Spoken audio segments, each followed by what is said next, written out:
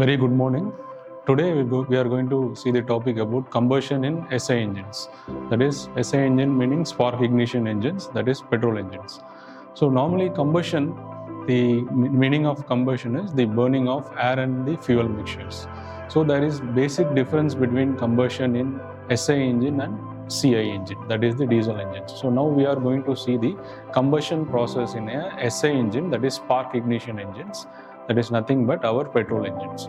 So before going to the actual combustion process, so we need to understand certain terminologies in the IC engines, internal combustion engines.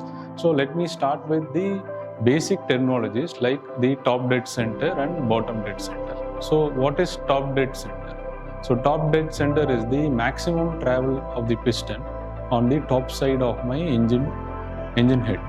And bottom dead center, that is BDC, the lower level of the piston travel, that is called as bottom dead center. So actually speaking, the combustion, the whole process, the basic four process like the suction, compression, combustion and the exhaust, it takes place between the travel of the piston between TDC and BDC. So now actually we are going to see about the third process, that is our combustion process. So combustion actually takes place inside the combustion chamber of the engine. Like our petrol engine, which is having a relatively lower compression ratio when compared to the diesel engines. So in a petrol engine, the compression ratio actually ranges between 6 to 12. So the combustion chamber is nothing but the space between the top dead center of the piston and the bottom surface of the engine head. So there actually my combustion process takes place. So we know as a engineer, we know the combustion in a petrol engine, it is initiated by the spark plugs. So when the ignition is given to the spark plug from the ignition system, the spark actually happens inside the engine. So it initiates the combustion process. It actually ignites the air and fuel mixture in the combustion chamber. So when the spark is given at the spark timing, so the spark is initiated. So the air and fuel already mixed in the combustion chamber, it starts to ignite. So after ignition, the flame actually, it is produced. The flame is produced inside the combustion chamber. So that is the basic difference between the SI engine combustion and CI engine combustion. So when the flame is produced after the spark, the flame travels from the top surface to the other end of the combustion chamber. So that is where the flame is propagated. The flame is nothing but an imaginary boundary which travels from the one end of the combustion chamber to another end of the combustion chamber, burning all the air fuel mixtures inside the combustion chamber. So we know that inside the combustion chamber, from the vicinity of the spark plug to the other end of the combustion chamber, there are more air fuel mixtures. So in some point there will be a chemically correct air fuel mixture. Another point there will be some the rich air fuel mixture and the lean air fuel mixtures. So the flame actually engulfs and it travels along all the surfaces of the combustion chamber, igniting all the air fuel mixtures which is in close vicinity to the flame front. So this flame front it actually initiates the combustion process. So that would be well exampled with the pressure crank angle diagram.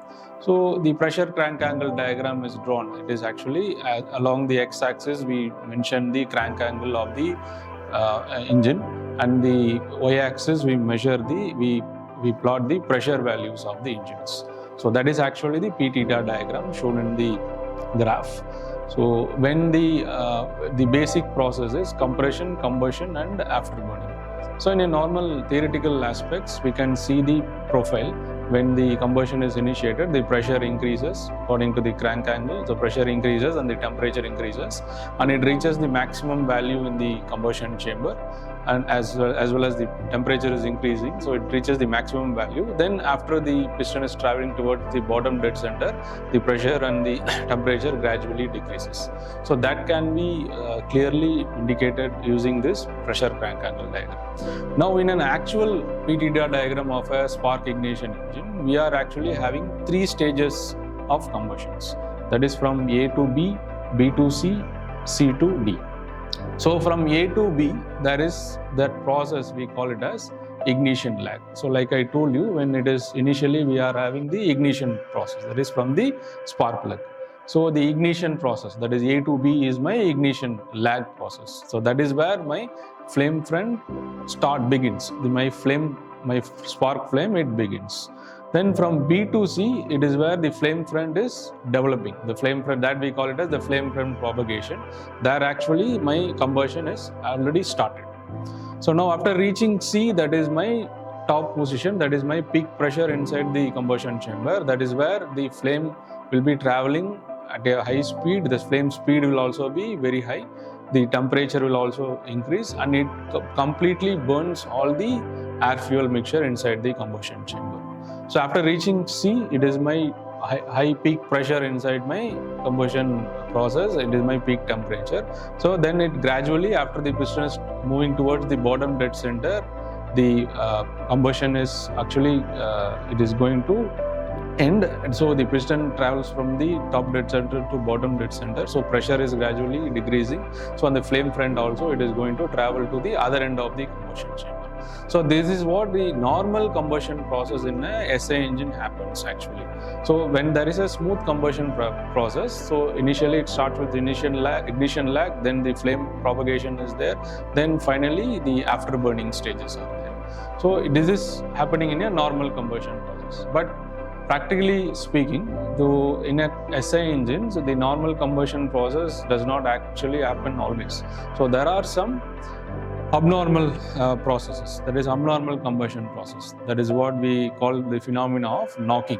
So knocking is a phenomena where the combustion is not normal. So there will be some abnormality in the engines. So like that can be seen by when the engine is having a high vibration, when the engine is having a high noise, when engine is operating under high pressure, we could feel the engine is not behaving normally. So that is what happens in an SI engine engines. Normally there is a problem. So that is actually what is happening inside the combustion chamber. Is that phenomena is called as knocking. So now let us see what is knocking combustion process. So as we see in that combustion cross section of the combustion chamber, which is shown.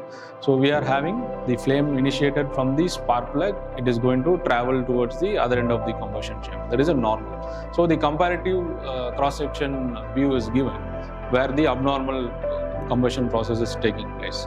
So when it is an abnormal combustion process, how we would identify is from the cross sectional of the combustion chamber, we can see the flame is traveling from the vicinity of the spark plug to the other end of the combustion chamber. That is, from the vicinity is point A. Point A is where we are having the spark plug, and B dash is my initial flame front propagation. So it is traveling to other end of the combustion process. So we are having a property of a fuel, that is auto ignition temperature. So we know a petrol engine is having different properties like octane number and auto ignition temperature. Auto ignition temperature is nothing but when my fuel is auto ignited itself, so it is having a temperature range. So when the fuel is auto ignition temperature is very high for a petrol engine, say for a gasoline fuel, when the auto ignition temperature is very high, it actually self ignites. So when it self ignites, it starts to burn and it starts to have a flame propagation. So that is shown in this abnormal combustion chamber, this cross-sectional view where CC dash. So from D, CC dash is my auto-ignited fuel. It is traveling to opposite side of my combustion chamber. So one flame is already traveling from B dash to other end of the combustion chamber. The other flame is traveling from the end charge. So from the end, the other flame front is traveling. So both the flame will collide each other, which produces very abnormal pressure pulsations, which shows very high pressure pulsations. So that can be recorded in a pressure crank angle diagram. When the pressure is very abnormal, it will record the pressure value. So it will be very abnormal pressure. So when the flame is actually colliding, we are experiencing vibration in the engine. So practically it can be seen. We are experiencing high vibrations. So that is nothing but due to the flame collisions and the flame propagation when the two flames are colliding each other. So this phenomena we call it as knocking combustion. So this knocking is experienced in a SI engine which is abnormal. So this is not a acceptable process. So this is due to this our piston liners, piston crowns, the piston rings, actually the whole piston it gets damaged. There is a high possibility of the piston getting damaged, or the engine itself it go for seizing. So that is why people will work on the different chambers of combustion, chambers of a piston combustion chamber. I mean the piston geometry and the whole combustion chamber itself, it should be designed in such a way that we need to avoid the knocking process. So practically speaking, completely you cannot avoid the knocking process, but by changing different combustion chambers, that is working on the piston geometry, we could stop the abnormal combustion process. So we are having different combustion chamber which is listed here. We are having a different combustion chambers. Using that we could actually avoid the abnormal combustion in the petrol engines. So as far as the factors are concerned, so this is about the designing of the combustion chamber. So we are having certain factors like the density factor, the time factors. So by optimizing these factors, we could actually avoid the knocking process. By this way, we could avoid damage to the engines, particularly for a petrol engines. So this is what the topic is about, the combustion in SI engines. Thank you.